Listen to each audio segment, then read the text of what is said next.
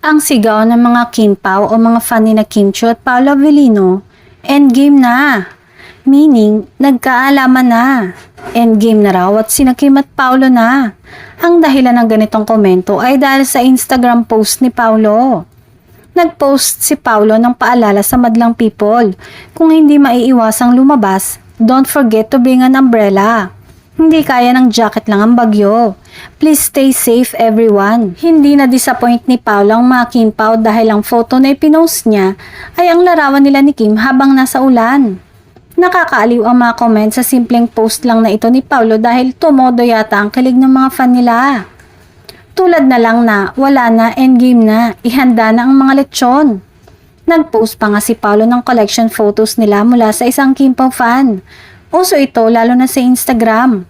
Hindi na disappoint ni Paolo ang mga Kim Pao dahil sweet na sweet ang dalawa.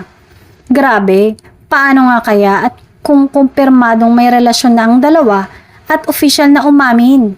Malamang magkagulo na.